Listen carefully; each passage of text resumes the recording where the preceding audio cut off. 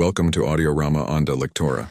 Make yourself comfortable, listen, and enjoy this audiobook. The Path of Prosperity by James Allen to Unlocking the Secrets to Abundance. Chapter 1. The Lesson of Evil.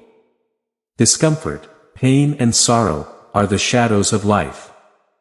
There is no heart in all the world that has not felt the sting of pain. There is no mind that has not been tossed in the dark waters of trouble. There is no eye that has not wept the hot, blinding tears of unspeakable anguish. There is no home into which the great destroyers, disease and death, have not entered, separating heart from heart and casting over all the dark mantle of sorrow. In the strong and seemingly indestructible meshes of evil, all are more or less trapped, and pain, unhappiness and misfortune await mankind. In order to escape, or to somehow appease this gloom that overshadows them, men and women rush blindly into countless ruses. Paths by which they fondly hope to enter, in a happiness that will not pass. Such are the drunkard and the harlot, who delight in sensual excitements, such is the exclusive aesthete, who turns away from the sorrows of the world, and surrounds himself with enervating luxuries. So is he who thirsts for wealth or fame, and subordinates all things to the attainment of that object, and so are those who seek consolation in the performance of religious rites. And to all seem to come the happiness sought, and the soul, for a time, is lulled by a sweet security, and a heady oblivion of the existence of evil. But at length comes the day of sickness, or some great sorrow, temptation, or misfortune, bursts suddenly upon the unstrengthened soul, and the fabric of its supposed happiness is torn to shreds. Thus, over the head of all personal joy, hangs the Damocles sword of sorrow, ready, at any moment, to fall and crush the soul of him who is unprotected by knowledge. The child cries for being a man or a woman, the man and the woman sigh for the lost happiness of childhood. The poor man resents the chains of poverty with which he is bound, and the rich man often lives in fear of poverty, or travels the world in search of an elusive shadow, which he calls happiness. Sometimes, the soul feels that it has found a secure peace and happiness, by adopting a certain religion, by embracing an intellectual philosophy, or by building up an intellectual or artistic ideal. But some overwhelming temptation proves religion inadequate or insufficient, theoretical philosophy is revealed as a useless prop. Or in a moment, the idealistic statue, on which the devotee has been working for years, breaks into fragments at his feet. Is there, then, no means of escape from pain and sorrow? No means of breaking the bonds of evil? Are permanent happiness, secure prosperity, and lasting peace only an irrational dream? No. There is a way, and I assert it with enthusiasm, by which evil can be eliminated forever. There is a process by which sickness, poverty, or any adverse condition or circumstance can be put away never to return. There is a method by which permanent prosperity can be secured, free from all fear of the return of adversity, and there is a practice by which uninterrupted and unending peace and bliss can be partaken of and realized.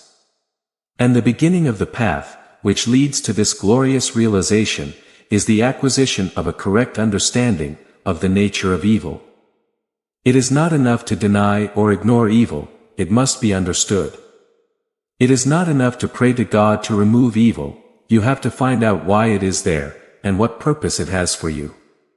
It is no use worrying and complaining about the chains that bind you, you must know why you are bound. Therefore, reader, you must come out of yourself, and begin to examine and understand yourself. You must cease to be a disobedient child, in the school of experience, and begin to learn, with humility and patience, the lessons that have been laid down, for your edification and ultimate perfection. For evil, when rightly understood, is found to be not an unlimited power or principle in the universe, but a passing phase of human experience. And therefore, it becomes a teacher to those who are willing to learn. Evil is not an abstract thing outside of you, it is an experience in your own heart. And by patiently examining and rectifying your heart, you will gradually be led to the discovery of the origin and nature of evil, which will necessarily be followed by its complete eradication. All evil is corrective and restorative, and therefore, not permanent. It is rooted in ignorance of the true nature and relation of things, and as long as we remain in that state of ignorance, we remain subject to evil. There is no evil in the universe, which is not the result of ignorance, and which would not, if we were ready and willing to learn its lesson, lead us to a higher wisdom, and then vanish away. But men remain in evil, and it does not disappear, because men are not willing or prepared to learn the lesson it came to teach them. I knew a child who, every night, when his mother put him to bed, cried to be allowed to play with the candle. And one night, when the mother was off her guard for a moment, the child took the candle, the inevitable result followed, and the child never wanted to play with the candle again. By his one foolish act he learned perfectly the lesson of obedience, and entered into the knowledge that fire burns. And this incident is a complete illustration of the nature, meaning and ultimate result of all sin and evil. As the child suffered from his own ignorance of the true nature of fire, so older children suffer from their ignorance of the true nature of the things for which they cry and strive, which harm them when they get them, and the only difference is that in the latter case ignorance and evil are more deeply rooted and obscure. Evil has always been symbolized by darkness, and good by light, and within the symbol is contained the perfect interpretation, the reality. We can compare this situation with the light that always floods the universe, while the darkness is simply a small spot or shadow, which is formed when an object, blocking some rays of the infinite light. Just as the light of the supreme good is a positive and vital force that fills the universe, evil is simply an insignificant shadow, cast by the ego. It blocks and shuts out the illuminating rays that try to enter.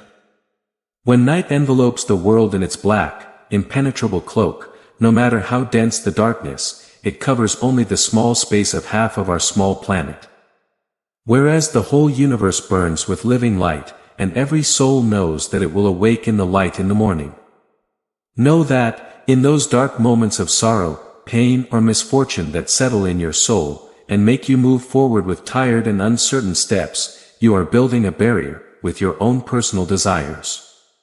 This barrier separates you from the unlimited light of joy and bliss that you could attain. It is crucial to recognize that the dark shadow that overshadows you comes from no one and nothing else but yourselves.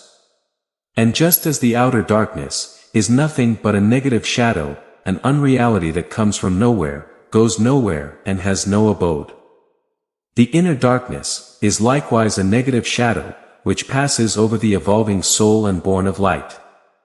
But, I imagine I hear someone say, why go through the darkness of evil at all?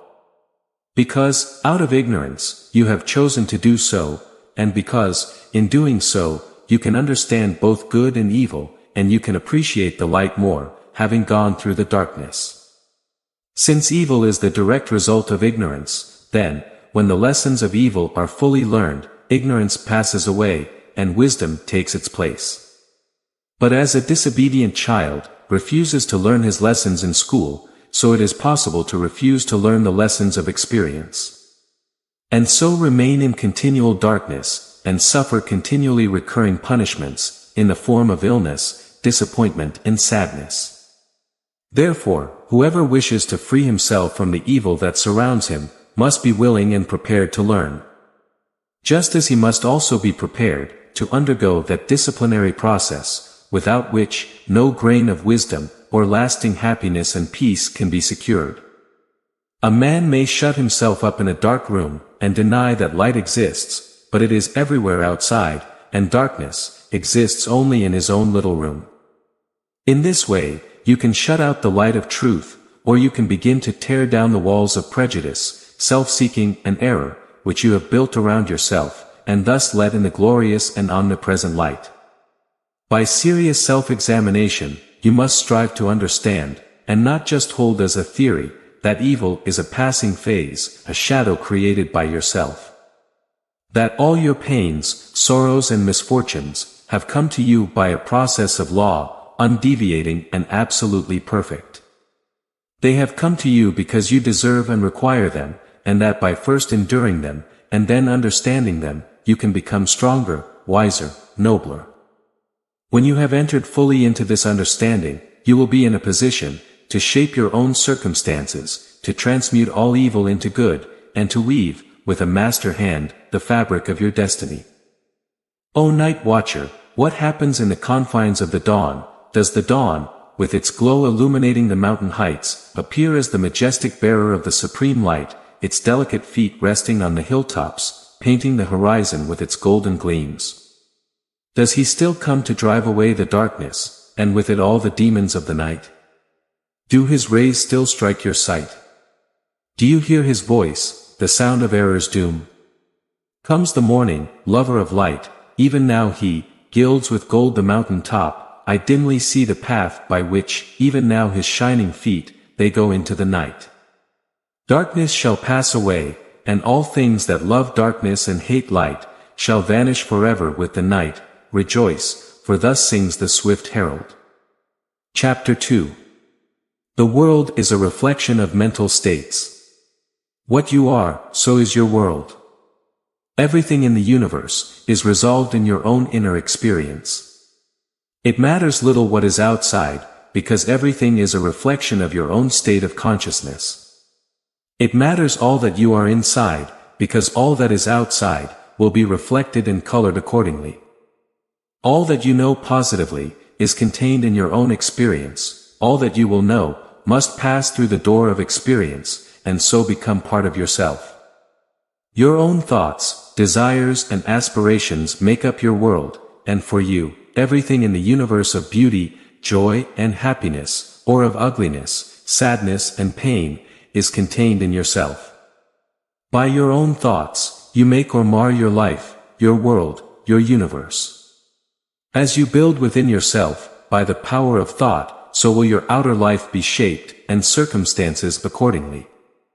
What is lodged in the innermost chambers of the heart, sooner or later, by the inevitable law of reaction, will be embodied in the outer life.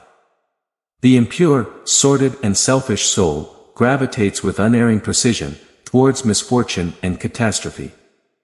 The pure, selfless and noble soul gravitates with equal precision towards happiness and prosperity.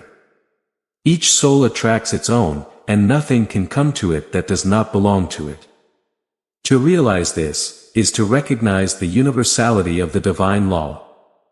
The incidents of every human life, which both make and mar, are attracted by the quality and power of its own inner thought life. Every soul is a complex combination of experiences and thoughts brought together, and the body is but a makeshift vehicle for their manifestation. Therefore, what your thoughts are, that is your true self, and the world around you, both animate and inanimate, bears the aspect with which your thoughts clothe it. All that we are is the result of what we have thought. It is founded on our thoughts, it is made of our thoughts. So said Buddha, and it therefore follows that if a man is happy, it is because he dwells in happy thoughts. If he is miserable, it is because he dwells in dejected and debilitating thoughts. Whether one be fearful or fearless, foolish or wise, troubled or serene, within that soul is the cause of his own state or states, and never outside of it. And now I seem to hear a chorus of voices exclaiming, "But do you really mean to say that external circumstances do not affect our mind?" I do not say that, but I say this, and I know it to be an infallible truth, that circumstances can only affect you, in so far as you allow them to do so. You let yourselves be carried away by circumstances, because you have not a correct understanding of the nature, use, and power of thought. You believe, and on this little word, belief, all our sorrows and joys depend, that external things have the power to make or mar your life. And in doing so, you submit to these external things, you confess that you are their slave, and they your unconditional master. In so doing, you invest them with a power they do not possess in themselves, and you succumb, in reality, not to mere circumstances, but to sadness or joy, fear or hope, strength or weakness. To all that atmosphere of thought, has thrown around them. I knew two men who, at a young age, lost their hard-earned savings over the years. One of them was deeply troubled, and was overcome with dismay, worry and despondency. The other, on reading in the morning paper, that the bank in which he had deposited his money, had gone hopelessly bankrupt, and that he had lost it all, commented calmly and firmly, "Well, it is lost, and trouble and worry will not bring it back, but hard work will." He set to work with renewed vigor, and quickly became prosperous. Whereas the former man, continuing to mourn over the loss of his money, and grumbling over his bad luck, remained the sport and tool of adverse circumstances. He was a victim of his own thoughts, weak and servile. The loss of money was a curse to one, because it clothed the event with dark and gloomy thoughts. It was a blessing to the other, because it threw around him thoughts of strength, hope and renewed effort. If circumstances had the power to bless or harm, they would bless and harm all men alike. But the fact that the same circumstances are equally good and bad to different souls shows that good or evil is not in the circumstance, but only in the mind of the one who encounters it. When you begin to realize this, you will begin to control your thoughts, to regulate and discipline your mind, and to rebuild the inner temple of your soul. Thus eliminating everything useless and superfluous, and incorporating into your being only thoughts of joy and serenity, of strength and life, of compassion and love, of beauty and immortality. And as you do this, you will become joyful and serene, strong and healthy, compassionate and loving, and beautiful with the beauty of immortality. And as we clothe events with the cloth of our own thoughts, so we clothe the objects of the visible world around us, and where one sees harmony and beauty, another sees disgusting ugliness. An enthusiastic naturalist was one day wandering along country roads, in pursuit of his hobby, and during his walks, came across a pool of brackish water, near a farmyard. While he was meticulously filling a small bottle of water, preparing it for later analysis under the microscope, he let himself be carried away by his enthusiasm, without much concern for discretion. His words flowed passionately before the peasant without much knowledge who stood nearby, revealing to him the hidden and countless wonders that the pond harbored. With a twinkle in his eye, and his heart beating with fervor, he ended his tale by saying, "My friend, within this pond there are 100, even 1,000,000 universes, waiting to be discovered. If only we could have the sense, or the right instrument to capture them." And the unsophisticated one ponderously commented, "I know the water is full of tadpoles, but they are easy to catch." Where the naturalist, with his mind full of knowledge of natural facts, saw beauty, harmony and hidden glory, the mind unenlightened about such things saw only a mud puddle. The wild flower, which the casual walker tramples without thinking is, to the spiritual eye of the poet, an angelic messenger of the invisible. To many, the ocean is but a dreary expanse of water, on which ships sail, and sometimes wreck. To the musician's soul it is a living thing, and he hears, in all its changing moods, divine harmonies. Where the ordinary mind sees disaster and confusion, the mind of the philosopher sees the most perfect sequence of cause and effect. And where the materialist sees nothing but endless death, the mystic sees pulsating and eternal life. And as we clothe events and objects with our own thoughts, so we clothe the souls of others with the garments of our thoughts. The distrustful believes that everyone is distrustful, the liar feels secure in thinking that he is not so foolish as to believe that there is such a phenomenon as that of the strictly truthful person. The envious person sees envy in all souls, the miser thinks that everyone is anxious to get his money. He who has subordinated conscience, in the making of his wealth, sleeps with a revolver under his pillow, wrapped in the illusion that the world is full of people without conscience, who are anxious to rob him. And the abandoned sensualist looks at the saint as a hypocrite. On the other hand, those who dwell in loving thoughts, see in everything that arouses their love and sympathy, the trusting and honest, are not troubled by suspicions. The kind and charitable, who rejoice in the good fortune of others, hardly know what envy means. And he who has realized the divine within himself, recognizes it in all beings, even in beasts. And men and women are confirmed in their mental outlook by the fact that, by the law of cause and effect, they attract to themselves what they send forth, and thus come into contact with people similar to themselves. The old adage, birds flock together, has a deeper meaning than is generally attributed to it, because in the world of thought as in the world of matter, everyone clings to his kind. Do you wish to be kind? Then be kind. You ask for truth? Be truthful. What you give of yourself you find, your world is a reflection of you. If you are one of those who pray, and hope for a happier world beyond the grave, here is a message of joy for you can enter and realize that happy world now. It fills the whole universe, and it is within you, waiting for you to find it, recognize it and possess it. A wise man who knew the inner truths of the self, said, when men say, here, or there, do not follow them, the kingdom of God is within you. You have only to believe this, believe it with a mind free from doubt, and then meditate upon it, until you understand it in its entirety. Then you will begin to purify and build your inner world. And as you go on, passing from revelation to revelation, from realization to realization, you will discover the utter impotence of outer things, next to the magical potency of a self-governing soul. If thou wilt right the world, and banish all its evils and its afflictions, make its wild places bloom, and its gloomy deserts blossom as the rose. Then, straighten thyself.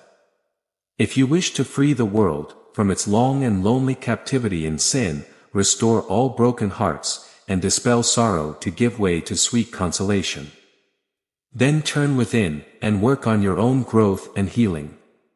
If thou wilt heal the world from its long sickness, end its sorrow and its pain, bring the all-healing joy, and restore rest to the afflicted. Then heal thyself. If thou wilt awaken the world from its sleep of death and dark strife, bring it to love and peace, and the light and brightness of immortal life. Awaken thyself. Chapter 3. The exit from unwanted conditions. Having seen and understood that evil is but a passing shadow cast by the intercepting self through the transcendent form of the eternal good, and that the world is a mirror in which each one sees a reflection of himself, we now ascend, by firm and easy steps, to that plane of perception, in which the vision of the law is seen and realized. With this realization comes the knowledge that everything is included in a ceaseless interplay of cause and effect, and that nothing can be separated from the law. From the thought, the word, or the most trivial act of man, to the groupings of the heavenly bodies, the law reigns supreme. No arbitrary condition can, even for a moment, exist, for such a condition would be a negation, and an annihilation of law. Every condition of life is, therefore, bound up in an orderly and harmonious sequence, and the secret and cause of every condition is contained in itself. The law of whatsoever a man soweth that shall he also reap, it is inscribed in flaming letters on the portal of eternity, and none can deny it, none can deceive it, none can escape it. He who puts his hand into the fire must suffer the burn until it is extinguished, and neither curses nor prayers can serve to alter it. And precisely the same law governs the realm of the mind. Hatred, anger, jealousy, envy, lust, greed, all these are fires that burn, and whoever touches them must suffer the torments of burning. All these conditions of the mind are rightly called evil, because they are the efforts of the soul to subvert, in its ignorance, the law. And therefore, they lead to chaos and confusion within. These are actualized sooner or later, in external circumstances such as illness, failure and misfortune, along with grief, pain and despair. Whereas love, gentleness, goodwill and purity are refreshing airs, which breathe peace upon the soul that suffers from them.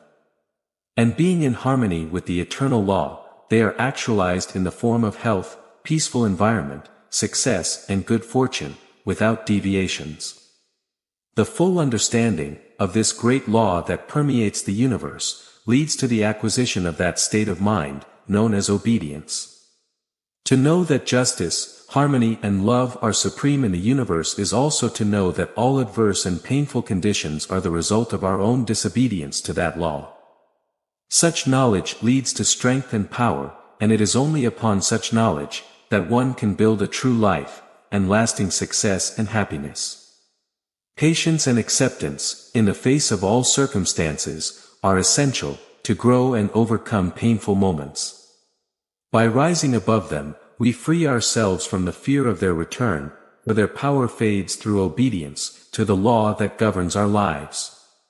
Such an obedient one works in harmony with the law, and in fact, has identified himself with the law, and whatever he conquers forever, whatever he builds, can never be destroyed. The cause of all power, as of all weakness, is within, the secret of all happiness as of all misery, is equally within each one.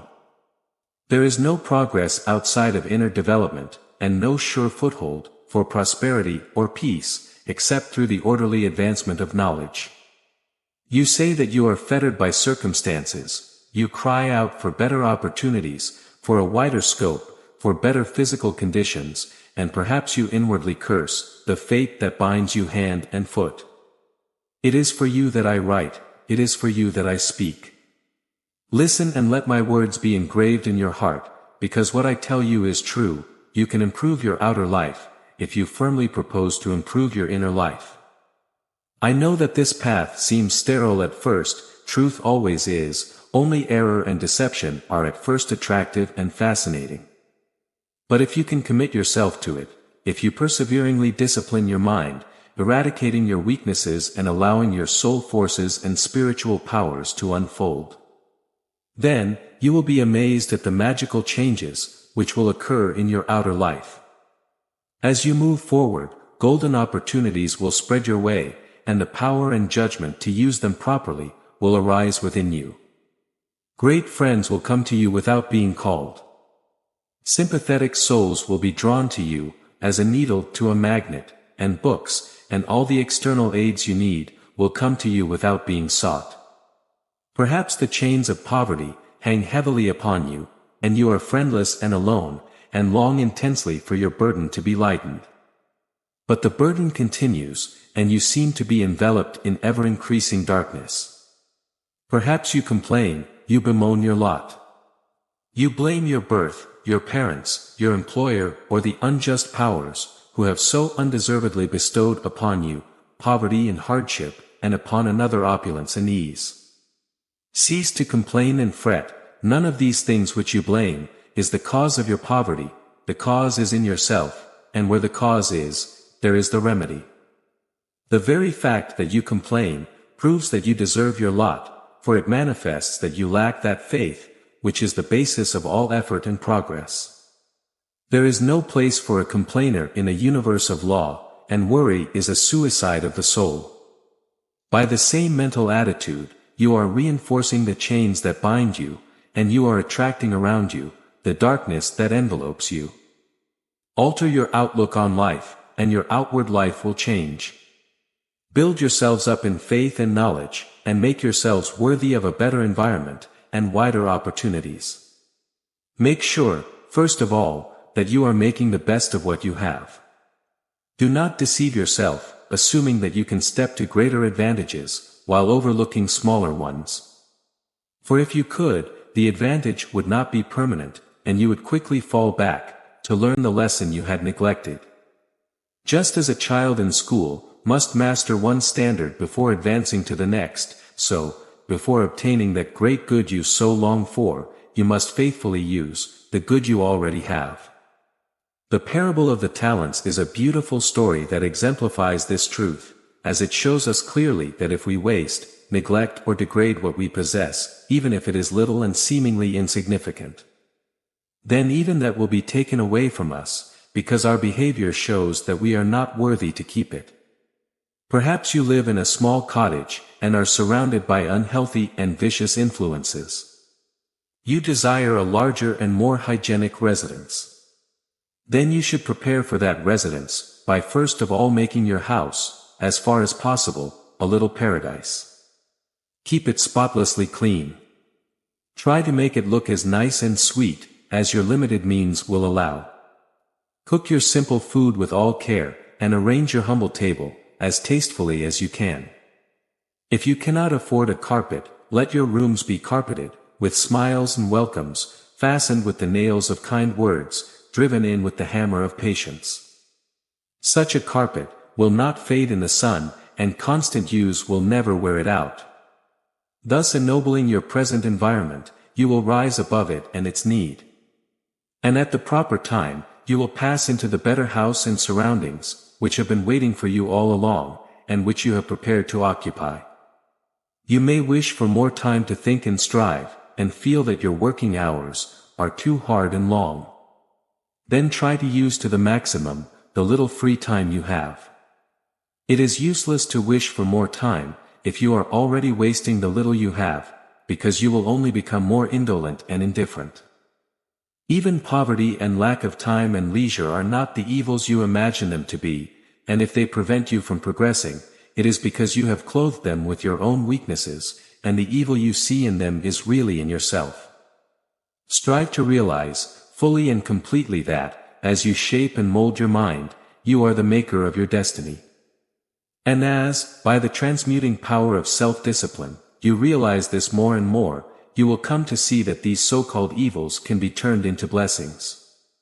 Thus you will use your poverty to cultivate patience, hope and courage, and your lack of time, to gain quickness of action and mental decision, seizing the precious moments, which present themselves for your acceptance. Just as in the most stale soil, grow the most beautiful flowers, in the dark soil of poverty, have developed and bloomed the choicest flowers of humanity. Where there are difficulties to be faced, and unsatisfactory conditions to be overcome, their virtue flourishes most, and manifests its glory. It may be that you are in the service of a tyrannical boss, and feel that you are treated harshly.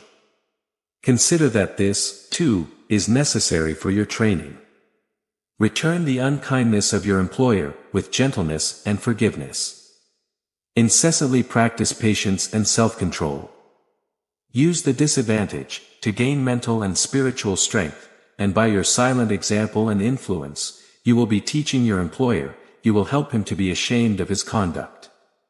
And at the same time, you will raise yourself to that height of spiritual attainment, by which you will be enabled, to enter into new and more congenial surroundings, the moment they present themselves to you.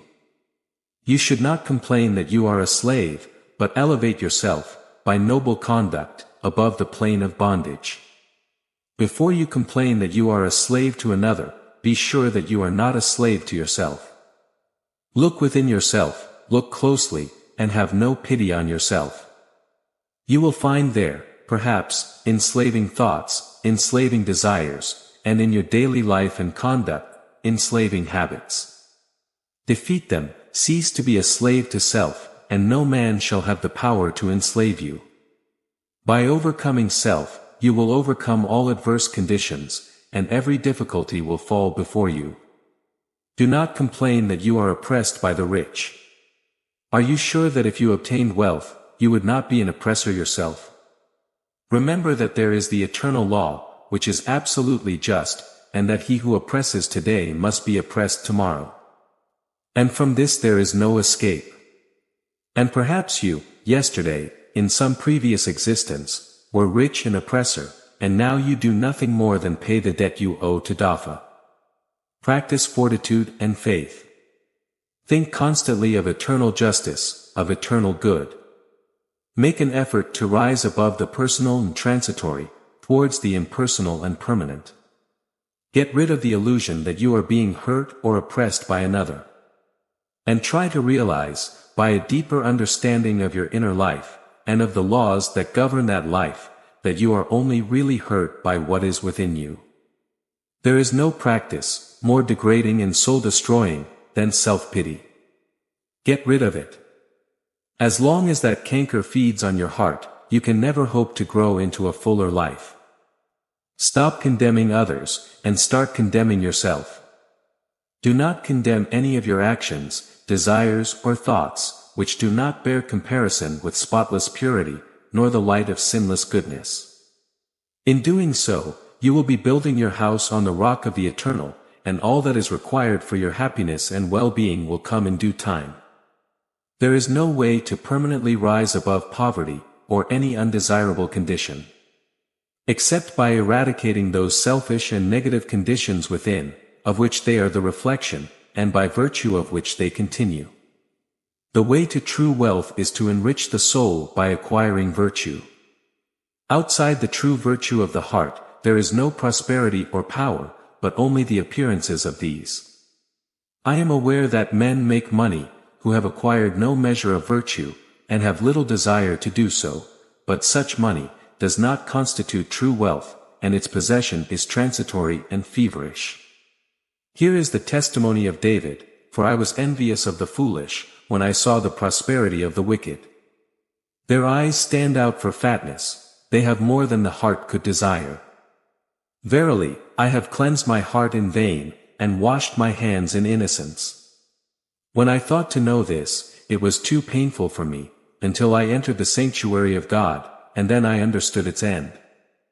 The prosperity of the wicked was a great trial to David, until he entered into the sanctuary of God, and then he knew his end. You too can enter that sanctuary. It is within you.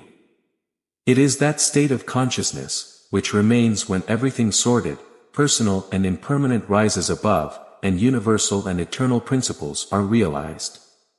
That is the state of consciousness of God, it is the sanctuary of the Most High. When, by long struggle and self-discipline, you succeed in entering the door of that holy temple, you will perceive, with unobstructed vision, the end and fruit of human thought and effort, both good and evil. Then you will no longer relax your faith, when you see the immoral man accumulating external riches, for you will know that he must return to poverty and degradation. The rich man who is devoid of virtue is, in reality, a poor man. This is as true, as the waters of the river drift into the ocean, so certainly is he, in the midst of all his riches, drifting into poverty and disgrace. And though he die rich, yet he must again reap the bitter fruit of all his immorality.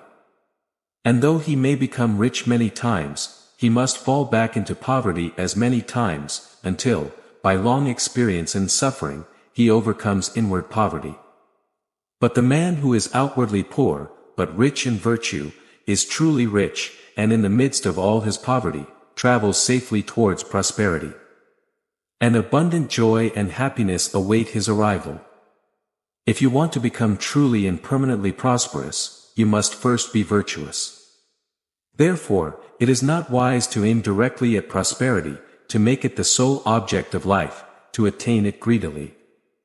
But rather aim at self-perfection, make useful and disinterested service the object of your life, and always extend the hands of faith towards the supreme and unalterable good.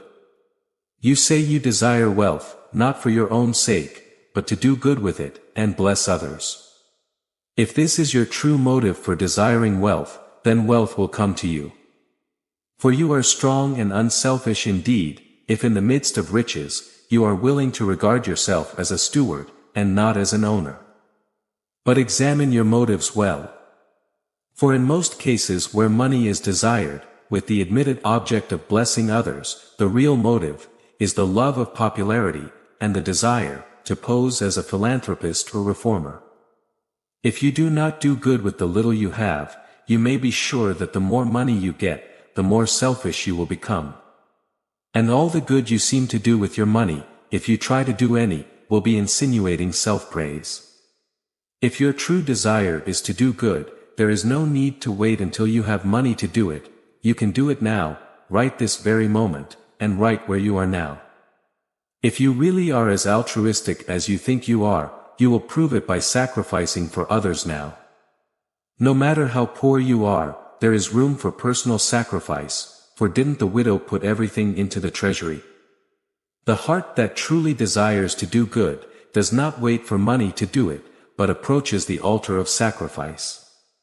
And leaving there the unworthy elements of self, it goes forth and breathes upon neighbor and stranger, friend and foe alike, the breath of blessing. As the effect is related to the cause, so prosperity and power are related to the good within, and poverty and weakness to the evil within. Money does not constitute true wealth, nor position, nor power, and to rely on it alone is to be on a slippery slope. Your true wealth is your store of virtue, and your true power is the use you make of it. Rectify your heart, and you will rectify your life. Lust, hatred, anger, vanity, pride, greed, self-indulgence, self-seeking, stubbornness, all these are poverty and weakness. While love, purity, gentleness, meekness, compassion, generosity, forgetfulness and self-denial, all this is wealth and power. As the elements of poverty and weakness are overcome, there arises from within an irresistible and omnipotent power, and he who succeeds in establishing himself in the highest virtue, lays the whole world at his feet. But the rich, like the poor, have their undesirable conditions, and often, they are farther from happiness than the poor. And here we see how happiness depends, not on external aids or possessions, but on the inner life. Perhaps you are an employer, and you have endless problems with those you employ, and when you get good and faithful servants, they quickly leave you. As a result, you are beginning to lose, or have completely lost, your faith in human nature. You try to remedy this by giving better wages, and allowing certain freedoms, but things remain unchanged. Let me give you a piece of advice. The secret of all your problems is not in your servants, but in yourself. And if you look inside, with a humble and sincere desire, to discover and eradicate your error, you will find, sooner or later, the source of all your unhappiness. It may be some selfish desire, or a lurking suspicion, or an unsympathetic mental attitude, which sends its poison upon those around you, and reacts upon yourself, though you may not show it in your manner or speech. Think of your servants with kindness, consider in them that extremity of service, which you yourself would not care to perform, if you were in their place. Exquisite and sublime, it is the humility of spirit, when a servant is completely stripped of himself, for the sake of the welfare of his master. However, much more exceptional and divinely beautiful is the nobility of the soul, which leads a man to forget his own happiness, to seek the happiness of those who are under his authority, depending on him for their physical sustenance. And the happiness of such a man is multiplied tenfold, without the necessity of complaining of those whom he employs. Said a well-known and extensive employer of labor, who never needs to dismiss an employee, I have always had the happiest relations with my workmen. If you ask me how to explain this, I can only say that my object from the beginning has been to do with them what I would have them do to me. Herein lies the secret, by which all desirable conditions are secured, and all undesirable ones are overcome. Do you say that you feel lonely and unloved, and that you have not a friend in the world? Then, I pray you, for the sake of your own happiness, blame no one but yourself. Be kind to others, and friends will soon surround you. Make yourself pure and kind, and you will be loved by all. Whatever the conditions, which make your life heavy, you can get out of them and overcome them, by developing and utilizing within you the transforming power of self-purification and self-conquest. Whether it is the poverty that bothers you, and remember that the poverty I have been dilating on, is that which is the source of misery, and not the voluntary poverty, which is the glory of emancipated souls. Either the riches which weigh you down, or the many misfortunes, sorrows and troubles, which form the dark background in the web of life, you can overcome them, by overcoming the internal selfish elements, which give them life. It does not matter that, by the infallible law, there are past thoughts and deeds to work out and atone for. Since, by the same law, we are setting in motion, during every moment of our life, fresh thoughts and acts, and we have the power to make them good or bad. Nor does it follow that if a man, reaping what he has sown, should lose money or lose his position, that he should also lose his strength or lose his honesty. And it is in these that his wealth, power, and happiness are to be found. He who clings to self is his own enemy and is surrounded by enemies. He who renounces self is his own savior, and is surrounded by friends like a protective belt. Before the divine radiance of a pure heart, all darkness vanishes, and all clouds melt away, and he who has conquered self has conquered the universe. Then come out of your poverty, come out of your pain, come out of your troubles, your sighs, your complaints, your sorrows and your loneliness, coming out of yourself. Let the old tattered garment of your petty selfishness fall from you, and put on a new garment of universal love. Then you will realize the heaven within, and it will be reflected in all your outer life. He who sets his foot firmly on the path of self-conquest, who walks, aided by the staff of faith, along the highway of self-sacrifice, will surely attain the highest prosperity. As well as he will reap an abundant and lasting joy and bliss.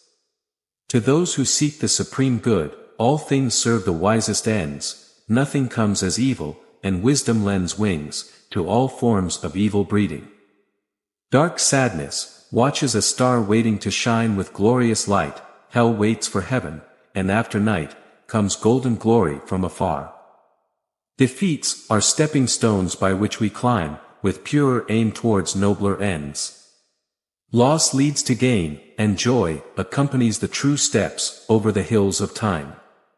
Sorrow leads to the paths of holy bliss, to thoughts, words and deeds divine, and clouds that darken and rays that shine, along life's ascending highway, kiss each other.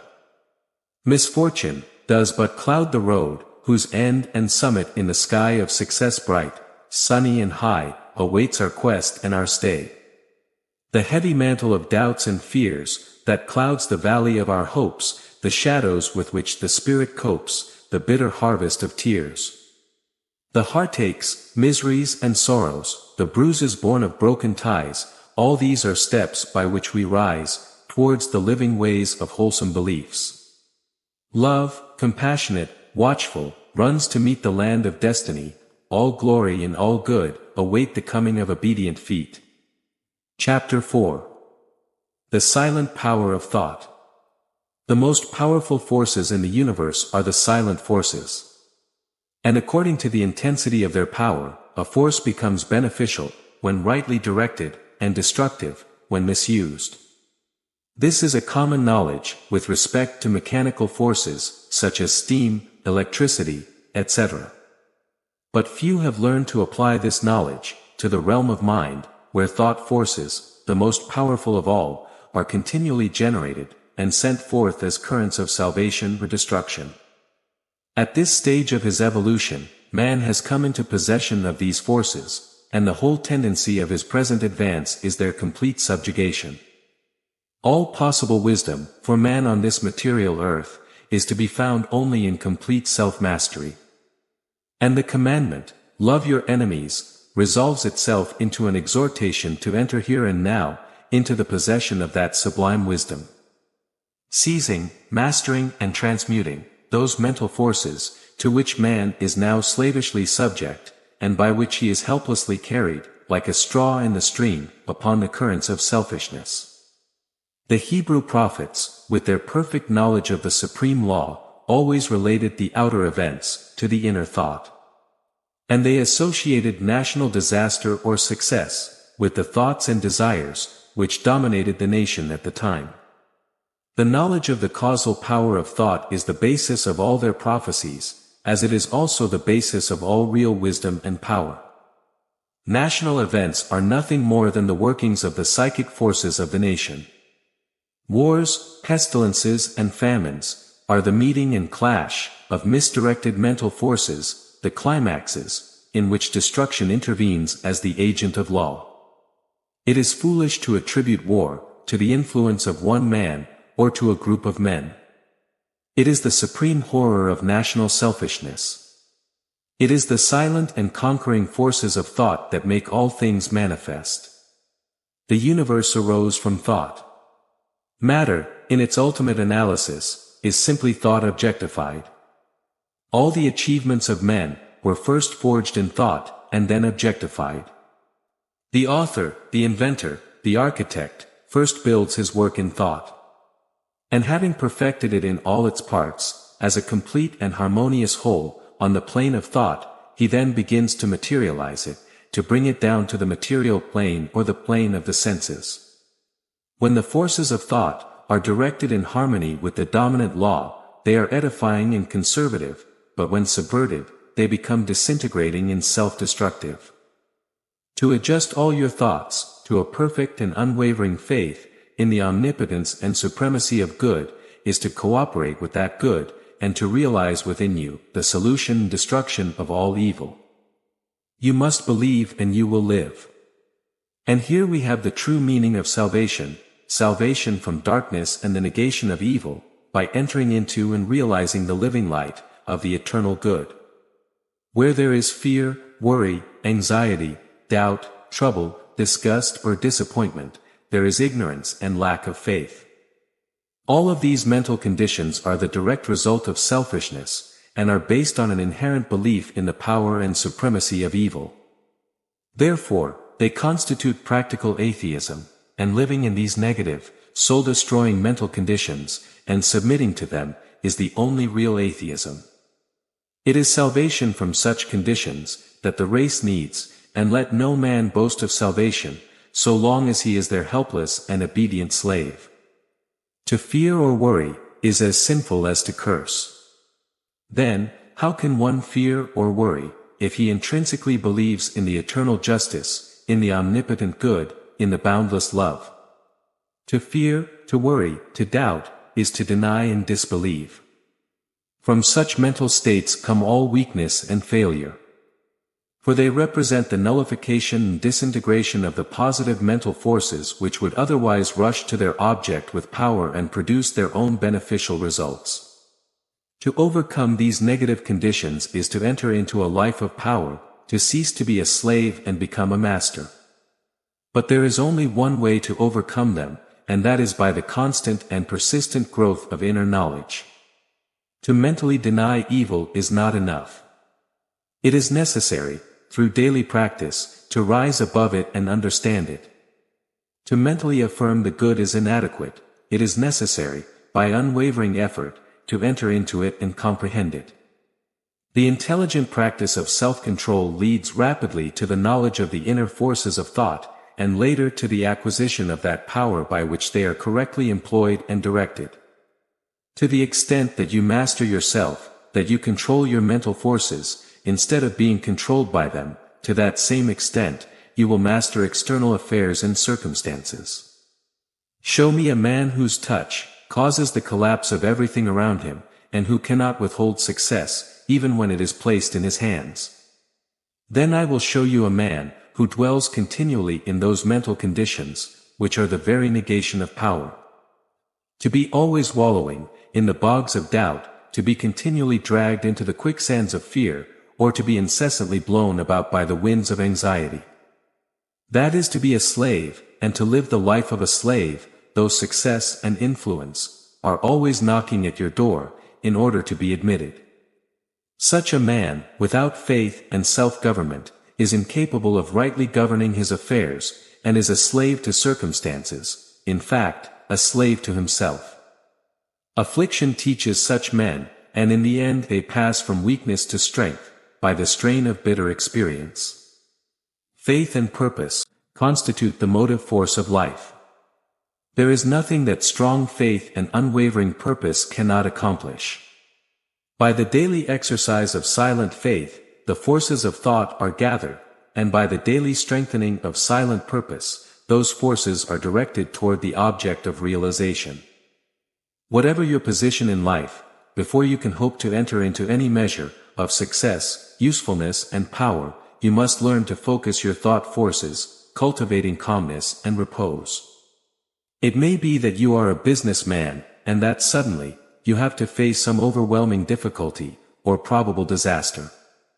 You feel fearful and anxious, and do not know what to do.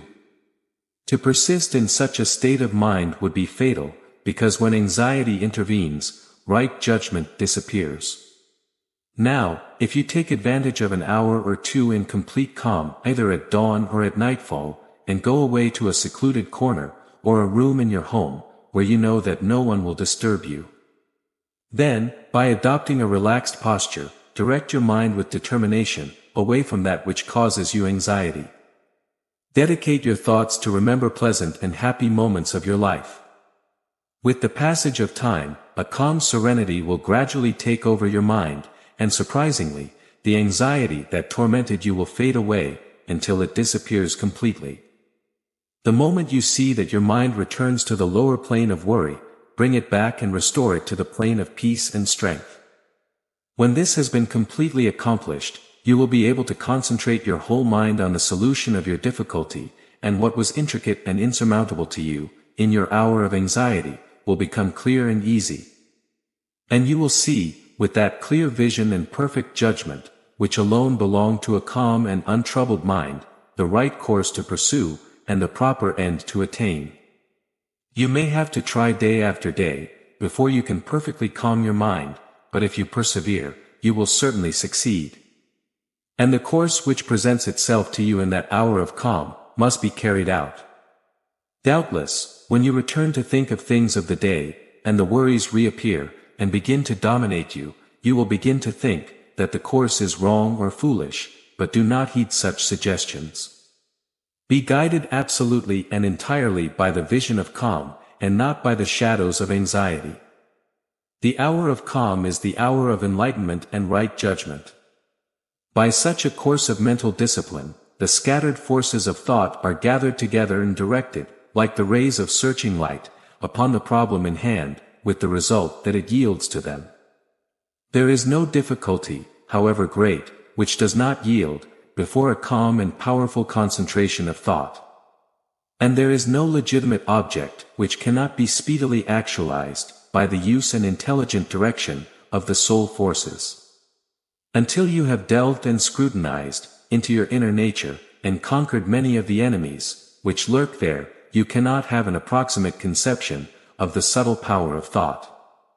Nor of its inseparable relation to external and material things, or of its magical power, when properly directed, to readjust and transform the conditions of life. Every thought you think, is a force sent out, and according to its nature and intensity, it will go out to seek a lodgment, in minds receptive to it, and react upon you, for good or evil. There is an incessant reciprocity between mind, and a continuous interchange, of thought forces. Selfish and disturbing thoughts, are as many evil and destructive forces, messengers of evil, sent to stimulate and increase evil in other minds, which in turn, return them back to you with greater power. While calm, pure and selfless thoughts, are as many angelic messengers, sent into the world with health, healing and blessing on their wings, counteracting evil forces. And pouring the oil of joy, over the troubled waters of anxiety and sadness, and restoring to broken hearts, their inheritance of immortality. Think good thoughts, and they will quickly be actualized in your outer life, in the form of good conditions. Control your soul forces, and you will be able to shape your outer life as you wish. The difference between a savior and a sinner is that one has perfect control over all the forces within him, while the other is dominated and controlled by them. There is absolutely no other way, to true power and lasting peace, but through self-control, self-government and self-purification.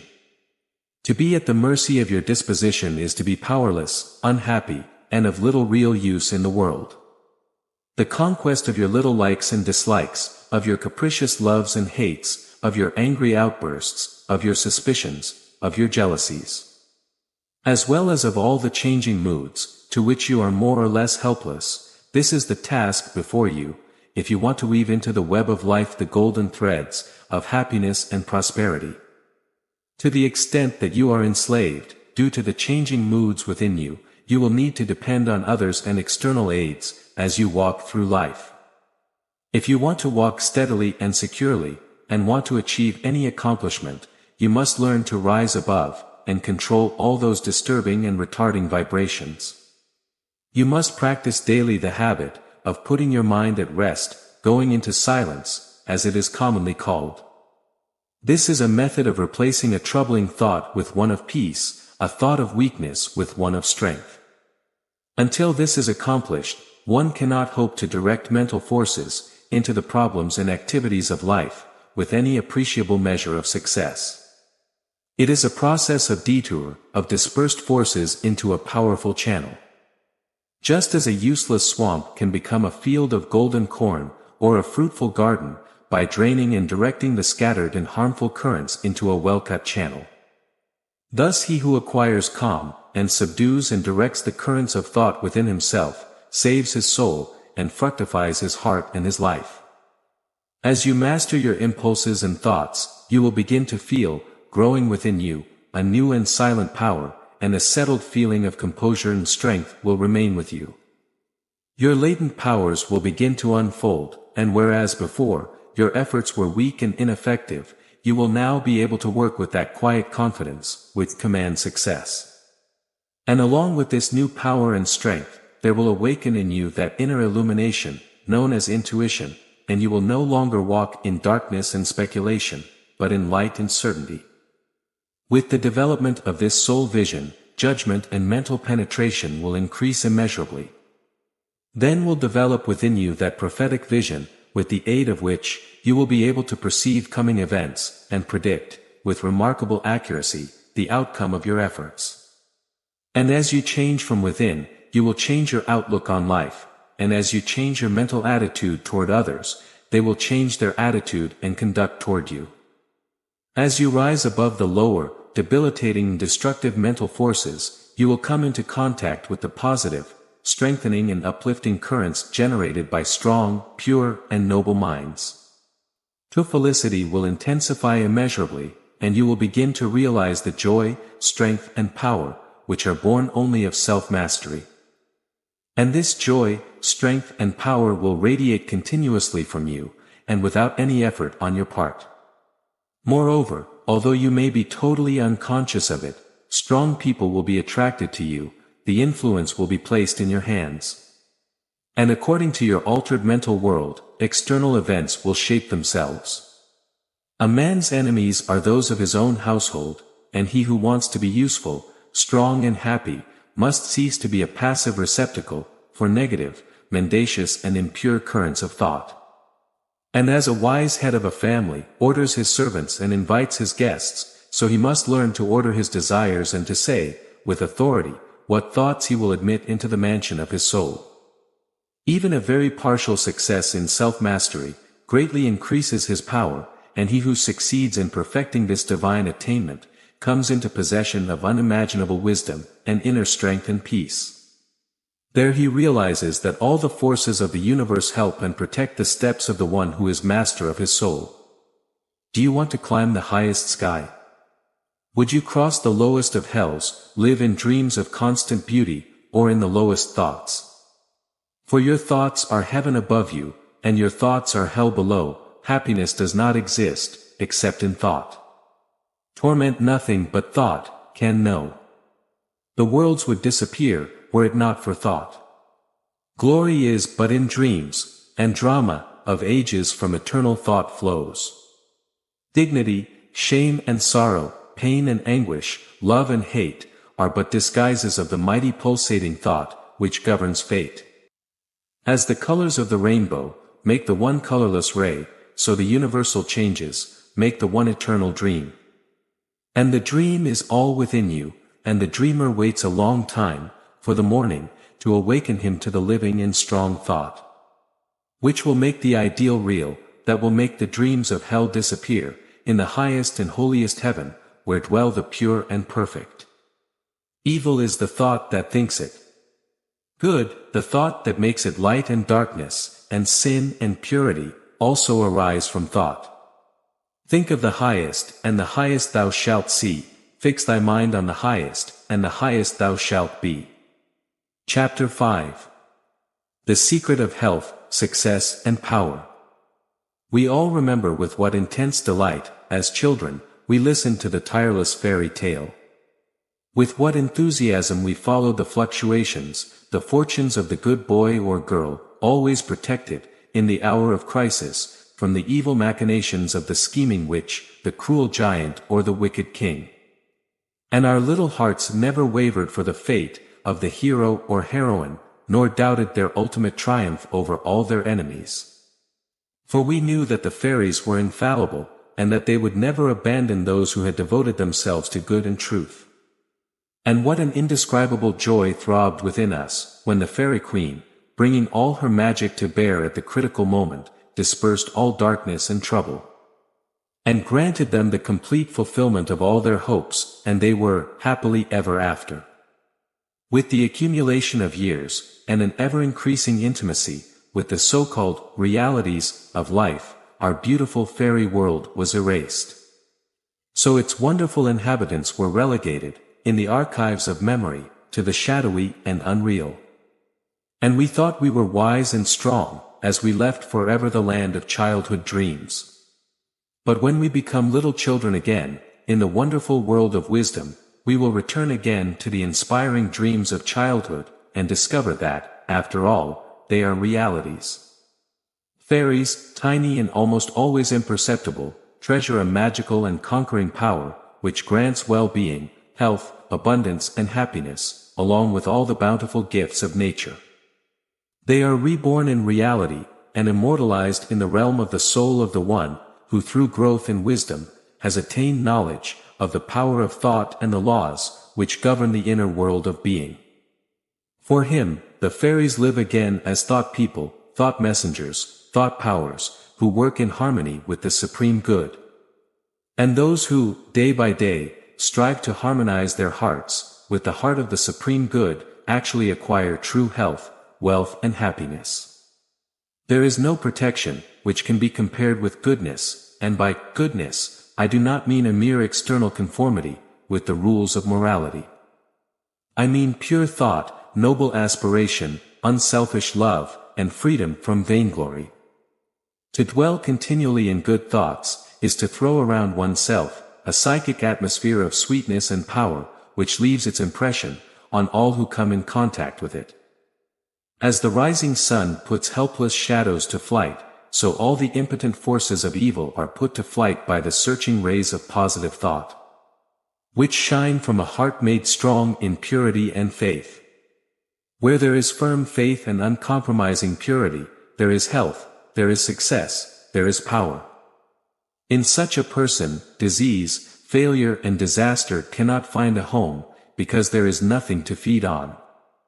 Even physical conditions are determined to a large extent by mental states, and the scientific world is fast realizing this truth. The old materialistic belief that a man is what his body makes him is rapidly disappearing. It is being replaced by the inspiring belief that man is superior to his body, and that his body is what he makes it by the power of thought. Men all over the world are ceasing to believe that a man is desperate because he is dyspeptic, and are coming to understand that he is dyspeptic because he is desperate.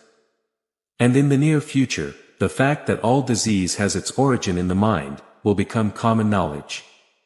There is no evil in the universe which does not have its root and origin in the mind, and sin, disease, pain and affliction do not, in reality, belong to the universal order. They are not inherent in the nature of things, but are the direct result of our ignorance of the right relations of things. According to tradition, there was once in India a school of philosophers, who led a life of such absolute purity and simplicity, that commonly, they reached the age of 150 years. And where falling ill was seen by them as an unforgivable disgrace, for it was considered that it indicated a violation of the law. By understanding and recognizing that sickness does not come from an offended God, nor from a foolish providence, but from the result of our own mistakes or sins, we can set ourselves on the road to health. The sooner we do so, the better. Disease comes to those who attract it, to those whose minds and bodies are receptive to it, and flees from those whose strong, pure, and positive sphere of thought generates healing and life-giving currents. If you are given to anger, worry, jealousy, greed or any other inharmonious state of mind, and you expect perfect physical health, you are expecting the impossible.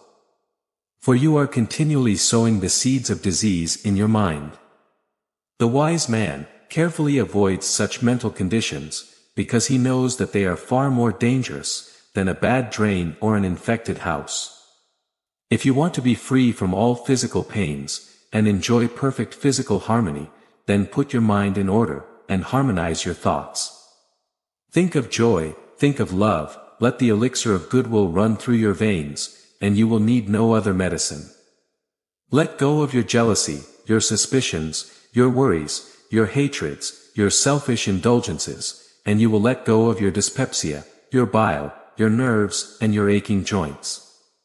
If you persist in clinging to these debilitating and demoralizing mental habits, then do not complain when your body is laid low by disease. The following story illustrates the close relationship between mental habits and bodily conditions. A certain man was afflicted with a painful disease, and tried one physician after another, but all to no avail. Then he visited towns famous for their healing waters, and after he had bathed in all of them, his illness was more painful than ever. One night he dreamed that a presence came to him, and said, "Brother, have you tried all the means of healing?" And he replied, "I have tried everything."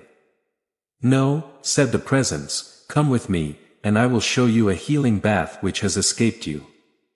The afflicted man followed him, and the presence led him to a pool of clear water, and said, "Immerse yourself in this water, and you will surely feel better," and then disappeared.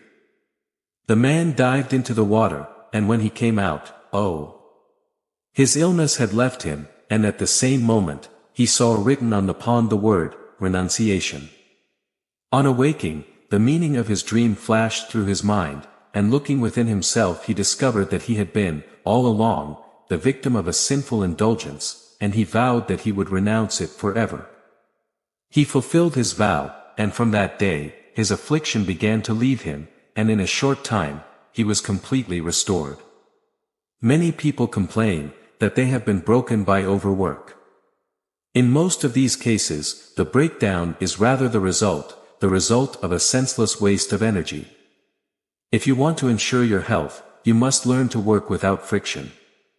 To become anxious or excited, or to worry about unnecessary details, is to invite breakdown. Work, whether of the brain or of the body, is beneficial and wholesome. And the man who can work, with a steady and calm persistence, free from all anxiety and worry, and with his mind, completely oblivious of all but the work, which he has in hand. He will not only accomplish much more than the man, who is always hurried and anxious, but he will preserve his health, a blessing which the other is fast losing. True health and true success go together, because they are inseparably intertwined, in the realm of thought. Just as mental harmony produces bodily health, it also leads to a harmonious sequence, in the realization of plans. Order your thoughts, and you will order your life. Pour the oil of tranquility on the troubled waters of passions and prejudices. And thus the storms of misfortune, however much they threaten, will be powerless to wreck the boat of your soul, as it rolls on the ocean of life. And if that boat is piloted by a cheerful and unwavering faith, its course will be doubly safe, and many dangers will pass over, which would otherwise assail it. By the power of faith, every enduring work is accomplished. Faith in the Supreme, faith in the law which governs, faith in your work, and in your power to perform that work, here is the rock on which you must build, if you would achieve, if you would abide and not fall. Follow, in all circumstances, the higher impulses within you, be ever true to the divine being. Trust in the inner light, in the inner voice, and pursue your purpose, with a fearless and calm heart, believing that the future will render you the merit of every thought and effort. Knowing that the laws of the universe can never fail, and that yours will return to you with mathematical accuracy, this is faith, and the living of faith. By the power of such faith, the dark waters of uncertainty are divided, every mountain of difficulty crumbles, and the believing soul passes unharmed.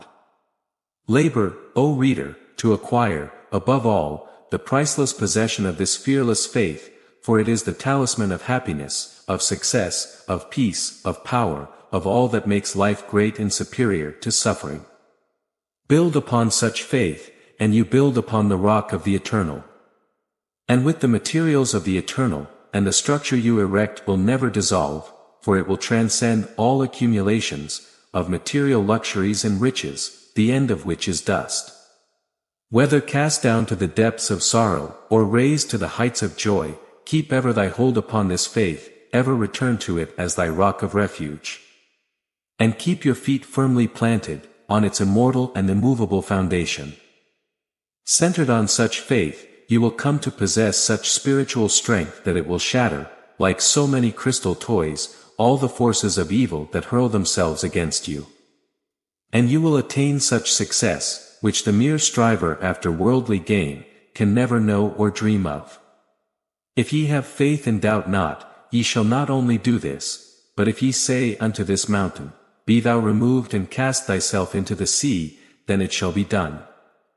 There are those today, men and women tabernacles of flesh and blood, who have realized this faith, who live in it and by it day by day, and who, having put it to the test, have entered into the possession of its glory and its peace.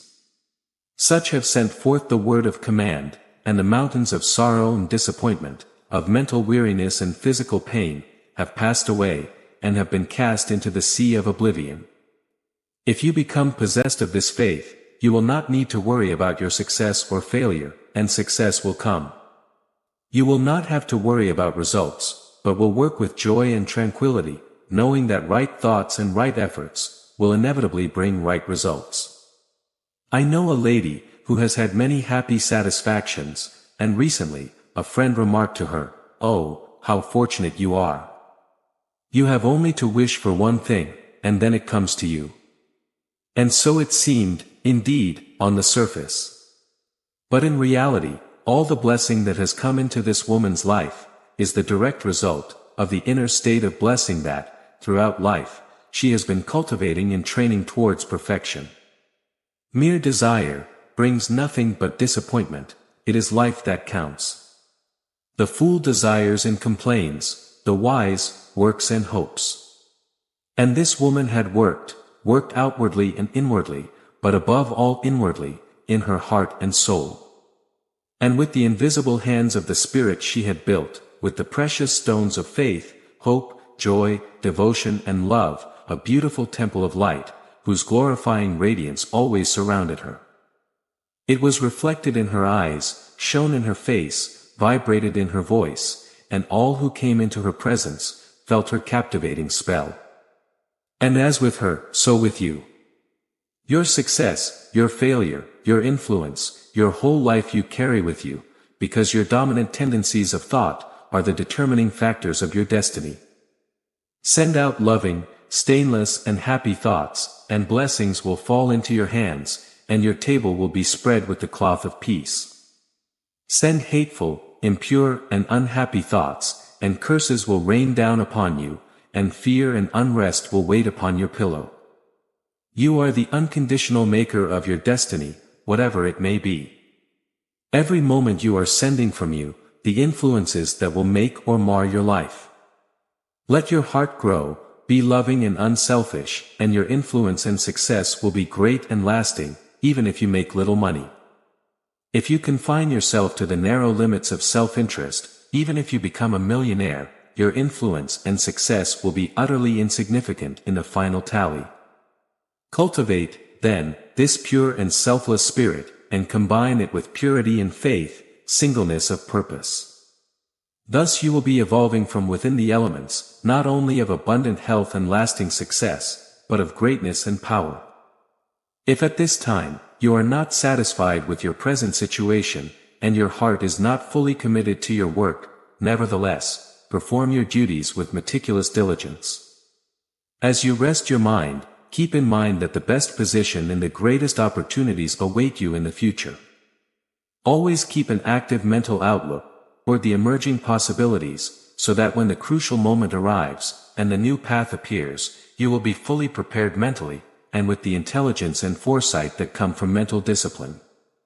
Thus, you will enter that new path with the confidence and determination necessary to succeed. Whatever your task may be, concentrate your whole mind on it, and devote to it all the energy of which you are capable. The impeccable accomplishment of small tasks inevitably leads to bigger ones. Strive to rise by constant climbing, and you will never fall. And therein lies the secret of true power. Learn, by constant practice, to manage your resources and to concentrate them, at any given moment, at a given point. The foolish waste all their mental and spiritual energy in frivolities, foolish talk or selfish discussions, not to mention wasteful physical excesses. If you want to acquire the power to overcome, you must cultivate poise and passivity. You must be able to stand alone. All power is associated with immobility.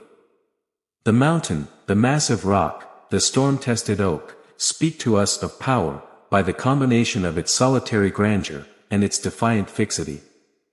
While the shifting sand, the yielding branch, and the waving reed, speak to us of weakness, because they are mobile and not resilient, and are utterly useless, when separated from their companions. It is the man of power who, when all his companions are carried away, by some emotion or passion, remains calm and impassive. He is only fit to command and control who has managed to command and control himself. The hysterical, the fearful, the thoughtless and frivolous, let them seek company, or they will fall for lack of support. But the quiet, the fearless, the thoughtful, who seek the solitude of the forest, the desert and the mountain top, and to their power will be added more power. And they will curb more and more successfully, the psychic currents and eddies, which envelop mankind. Passion is not power, it is the abuse of power, the dispersion of power. Passion is like a raging storm, which strikes fiercely and savagely upon the besieged rock, while power is like the rock itself, which remains silent and impassive, through it all. It was a manifestation of true power, when Martin Luther, tired of the persuasions of his fearful friends, who doubted his safety if he went to Worms, replied, "If there were as many devils in Worms as there were tiles on the roofs, I would go." And when Benjamin Disraeli broke down in his first parliamentary speech, and drew upon himself the derision of the House, it was an exhibition of germinal power when he exclaimed, "The day will come, when they will consider it an honor to hear me." When that young man whom I knew, who was passing through continual reverses and misfortunes, was mocked by his friends, and told to desist from further exertion, he replied, "The time is not far distant, when you will marvel at my good fortune and success." He proved that he possessed that silent and irresistible power, which has led him to overcome innumerable difficulties, and has crowned his life with success. If you do not have this power, you can acquire it with practice, and the principle of power is also the principle of wisdom. You must begin by overcoming those meaningless trivialities, of which you have hitherto been a willing victim. Boisterous and uncontrolled laughter, slander and idle chatter, and joking merely to raise a laugh, all these things must be put aside, as a waste of valuable energy. St. Paul never showed his wonderful insight into the hidden laws of human progress more profitably than when he warned the Ephesians against foolish talk and jesting that is not convenient. For to dwell habitually on such practices is to destroy all spiritual power and life. As you become impervious to such mental dissipations, you will begin to understand what true power is. So you will begin to fight against the most powerful desires and appetites, which hold your soul in bondage, and prevent you from the path to power, and then your further progress will be clear. Above all, have but one aim, have one legitimate and useful purpose, and devote yourself to it without reserve. Let nothing divert you. Remember that the double-minded man is unstable in all his ways. You must be eager to learn, though slow to ask. Understand your work well, and leave it in your hands. And as you go forward, ever following the inner guide, the unfailing voice, you will pass from victory to victory, and rise step by step, to higher resting places. Then your ever-widening perspective will gradually reveal to you the essential beauty and purpose of life. Self-purified, health will be yours, protected by faith, success will be yours, self-governed, power will be yours, and all that you do will prosper. For, ceasing to be a disjointed, self-enslaved unit, you will be in harmony with Dafa, working no longer against, but with universal life, the eternal good. And the health you attain will remain with you, the success you achieve will be beyond human calculation, and will never end. The influence and power you exert will continue to increase through the ages, for it will be a part of that immutable principle which sustains the universe. This, then, is the secret of being healthy, a pure heart and a well-ordered mind. This is the secret of success. An unwavering faith and a wisely directed purpose, and to restrain, with unyielding will, the dark steed of desire, this is the secret of power. All roads await my feet to tread, the light and the dark, the living and the dead, the broad road and the narrow, the high and the low, the good and the bad. And with fast or slow step, now I can enter any path I will, and find, as I walk, what is good, what is evil. And all the blessings, which my wandering feet crave, will be revealed, if I firmly commit myself to follow the narrow, high and sacred path of purity, which springs from the heart, and in it I persevere. With sure step, defying those who mock and scorn, I will walk to the flowering meadows, through the thorny path. And I can reach where health, success and power await, if in every brief moment I cling to love and patience, always maintaining harmlessness, never departing from high integrity. Thus, finally, I will glimpse the land of immortality. I may seek and find, I may achieve, I may not claim, but even losing, I may recover. The law bends not for me, but I must bend to the law, if I am to reach the end of my afflictions, if I am to restore my soul to light and life, and weep no more. I do not cling with arrogance and selfishness, to all good things. My humble purpose is to seek and find, to know and understand, guiding with wisdom each sacred step. Nothing is mine to claim or dominate, but all is mine to know and understand. Chapter 6. The Secret of Abundant Happiness. Great is the thirst for happiness, and equally great is the lack of happiness. Most of the poor long for riches, believing that their possession will bring them supreme and lasting happiness. Many rich, after having satisfied all desires and whims, suffer from weariness and satiety, and are farther from the possession of happiness, even than the very poor. If we reflect on this state of things, it will in the end lead us to know the very important truth, that happiness is not derived from mere external possessions, nor misery from the want of them. For if this were so, we should find the poor always miserable, and the rich always happy, whereas, frequently, the reverse is the case. Some of the most wretched people I have ever known, were those who were surrounded by riches and luxuries. While other bright and happy people I have known, possessed only the most basic necessities of life. Many men who have accumulated wealth, have confessed, that the selfish gratification that followed the acquisition of riches, has robbed life of its sweetness. And that they were never so happy, as when they were poor. So what really is happiness and how can it be achieved? Is it an invention, an illusion, while suffering remains eternal? After serious observation and reflection, we will find that all, except those who have entered the path of wisdom, believe that happiness is only obtained through the gratification of desire. It is this belief, rooted in the soil of ignorance, and continually watered by selfish cravings, that is the cause of all the misery in the world. And I do not limit the word desire to the grossest animal cravings. It extends to the higher psychic realm, where far more powerful, subtle and insidious cravings hold in bondage the intellectual and the refined, depriving him of all that beauty, harmony and purity of soul, the expression of which is happiness. Most people will admit that selfishness is the cause of all the unhappiness in the world, but they fall into the soul-destroying delusion that it is someone else's selfishness, and not their own. When you are willing to admit that all your unhappiness is the result of your own selfishness, you will not be far from the gates of paradise. But as long as you are convinced that it is the selfishness of others that robs you of joy, you will remain a prisoner in purgatory, created by yourself. Happiness is that inner state of perfect contentment, which is joy and peace, and from which all desire is eliminated. The satisfaction, which results from gratified desire is brief and illusory, and is always followed by a further demand for gratification. Desire is as insatiable as the ocean, and cries louder and louder, as its demands are met.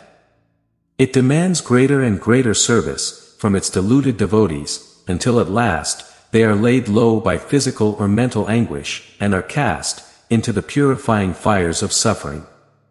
Desire is the territory of hell, where all torments find their abode. Renunciation of desire is the realization of heaven, where all delights await the pilgrim. I sent my soul through the invisible, seeking to discover some hint of the life to come. At that instant, my soul returned and whispered, I myself am heaven and hell. Heaven and hell are inner states. If you sink into the self, and all its gratifications, you sink into hell.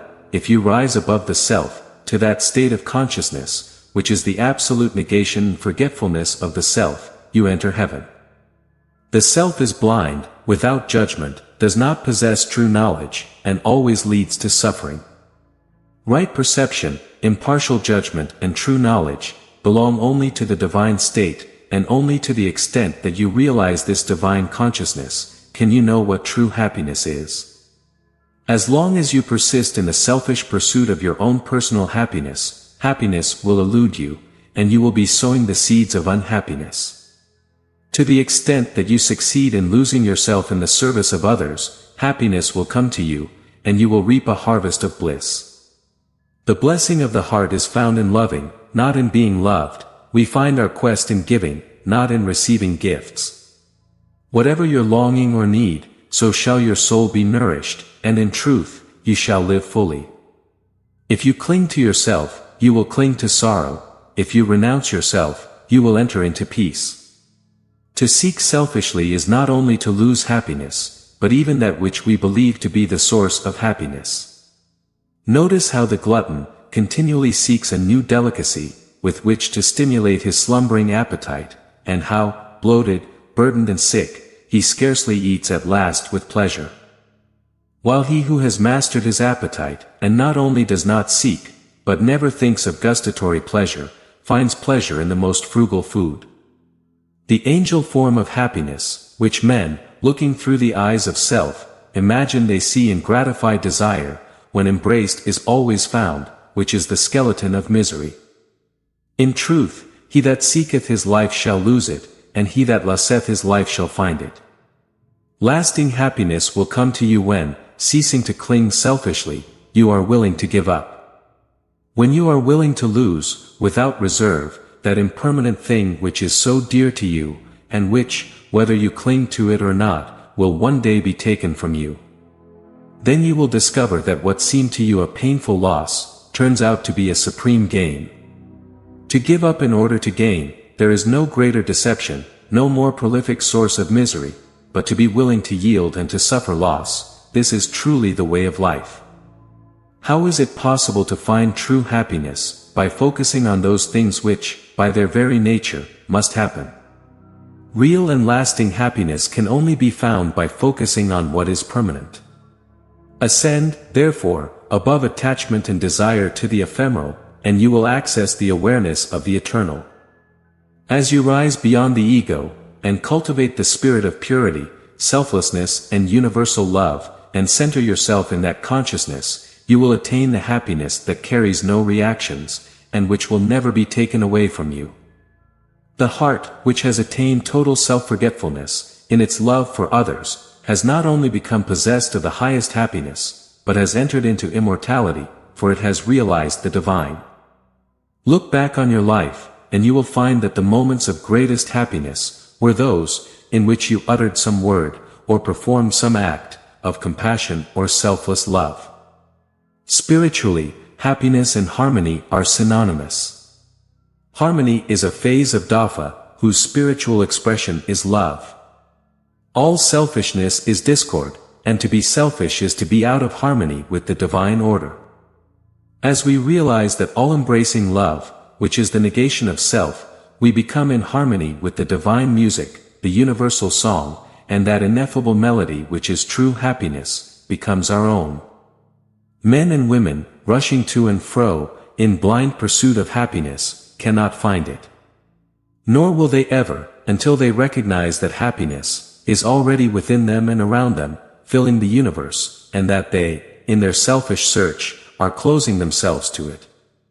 After happiness I went in pursuit of making her mine, through tall oaks and swaying ivy vines. She fled, I pursued her, over hills and sloping valleys, through fields and meadows, down to the purple valley, swiftly following the course of the stream. I climbed the dizzying cliffs, where eagles scream, I sped across lands and seas. Nevertheless, happiness always eluded me.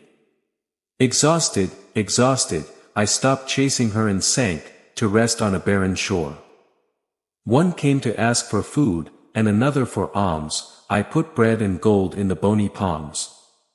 One came for compassion, and another for repose, I shared with each needy one the best of me. When, surprise, sweet happiness, looking divine, came to me, and whispered softly, I am yours. These beautiful lines of Burleigh express the secret of all abundant happiness. Sacrifice the personal and transitory, and you will rise at once to the impersonal and permanent. Renounce that narrow and straitened self, which seeks to make all things subservient to its own petty interests. Thus you will enter into the company of angels, into the heart itself, and into the essence of universal love. Forget entirely the sorrows of others, and the attention to others, and divine happiness will emancipate you from all sorrows and sufferings. Taking the first step with a good thought, the second with a good word, and the third with a good deed, I entered paradise. And you too can enter paradise by following the same path. It is not beyond, it is here. Only the selfless do it. Only the pure of heart know it in its entirety. If you have not realized this unlimited happiness, you can begin to actualize it by keeping always before you the high ideal of selfless love, and aspiring towards it. Aspiration, or prayer, is desire turned upward. It is the soul turning towards its divine source, where only permanent satisfaction can be found. Through aspiration, the destructive forces of desire are transmuted into divine and omnipresent energy. To aspire is to make an effort to shake off the bonds of desire. It is the prodigal made wise, through loneliness and suffering, returning to the mansion of his Father. As you rise above the sordid self, as you break, one after another, the chains that bind you, you will realize the joy of giving, as opposed to the misery of clinging, giving your substance. Give your intellect, give the love and light, which grow within you. Then you will understand that, indeed, it is more blissful to give than to receive. But the giving must be from the heart, without any taint of self, without desire for reward. The gift of pure love is always accompanied by happiness. If after you have given, you feel hurt because you are not thanked, or you are not flattered, or your name is not put in the newspaper, know then, that your gift was driven by vanity, and not by love, and that you were simply giving to get, you were not really giving, but grabbing. Lose yourself in the welfare of others, forget yourself in all that you do, this is the secret of abundant happiness. Be ever vigilant to avoid selfishness, and learn faithfully the divine lessons of inner sacrifice. Thus you will ascend to the highest peaks of happiness, and stand in the never-cloudy sun of universal joy, clothed in the bright garb of immortality. Seekest thou the happiness that fadeth not away? Seekest thou the joy that lives, and leaves no sorrowful day? Are you panting for the streams of love, life and peace? Then let all dark desires depart, and selfish seeking cease. Do you walk in the paths of sorrow, tormented by grief, stricken by pain? Do you walk the paths that hurt your weary feet the most? Do you sigh for the resting place where tears and sorrows cease? Then sacrifice your selfish heart, and find the heart of peace. Chapter 7. The Realization of Prosperity. Only to the heart that abounds in integrity, trust, generosity, and love is granted the realization of true prosperity. The heart that does not possess these qualities cannot know prosperity, or prosperity, like happiness, is not an outward possession, but an inward realization. The covetous man may become a millionaire, but he will always be wretched, mean and poor, and will even consider himself outwardly poor, as long as there is a man in the world who is richer than he is. Whereas the upright, the open-handed and the loving, will realize a full and rich prosperity, though his outward possessions be small. He is poor who is dissatisfied, he is rich who is content with what he has, and he is richer who is generous with what he has. The contemplation of the universe overflowing with goods, both material and spiritual, contrasted with the blind ambition of man, to acquire a few gold coins, or a few acres of land. It is something that reveals to us the darkness and ignorance of selfishness, and shows us that selfish pursuit is self-destruction. Nature gives everything, without reserve, and loses nothing. Man, by clinging to everything, loses everything. If you want to realize true prosperity, do not settle, as many have done, in the belief that if you do the right thing, everything will go wrong. Do not let the word competition shake your faith in the supremacy of justice. I do not care what men say about the laws of competition. For do I not know the immutable law, which will one day put them to flight, and which puts them to flight even now, in the heart and life of the righteous man? And knowing this law, I can contemplate all dishonesty with tranquility, for I know that certain destruction awaits it. Under all circumstances, do what you think right, and trust the law, trust the divine power which is immanent in the universe, and it will never forsake you, and you will always be protected. By such trust, all your losses will be turned into gains, and all the curses that threaten, will be transmuted into blessings. Never let go of integrity, generosity and love, for these, coupled with energy, will elevate you to the state of true prosperity. Do not believe the world, when it tells you that you must always attend to, number one, first, and others afterwards. To do this is not to think of others at all, but only of one's own comfort. To those who practice this, the day will come when they will be abandoned by all, and when they cry out in their loneliness and distress, there will be no one to listen and help them. To consider oneself before all others is to cramp, deform and hinder every noble and divine impulse. Let your soul expand, let your heart reach out to others, with loving and generous warmth, and great and lasting will be your joy, and all prosperity will come to you. Those who have strayed from the path of righteousness, guard themselves from competition. Those who always pursue the right, need not worry about that defense. This is not merely an unfounded assertion, for there are men today, who through the power of integrity and faith, have defied all competition. Standing firm in their principles, they have consistently prospered, while those who sought to undermine them, have been defeated. To possess those inner qualities which constitute goodness, is to be shielded against all the powers of evil, and to be doubly protected, in all times of trial. And to build oneself up in those qualities, is to build up a success that cannot be shaken, and to enter into a prosperity, which will endure forever. The white robe of the invisible heart, is stained with sins and sorrows, with afflictions and pains, and all the pools of repentance and springs of prayer, will not avail to wash it again. As long as the path of ignorance is trodden, the stains of error, will cling relentlessly. The defilements mark the twisted path of the ego, where anguish lurks, and disappointments sting. Knowledge and wisdom can only serve to purify and cleanse my garment, for there are the waters of love, there rests the undisturbed peace, eternal and serene. Sin and repentance is the way of sorrow. As we bid adieu, may the wisdom of James Allen continue to resonate within you, guiding you along your journey towards prosperity. Remember, the path to abundance lies within your own thoughts and actions. May you tread this path with purpose, determination, and unwavering belief in your ability to create the life you desire. Farewell, and may prosperity always be your faithful companion.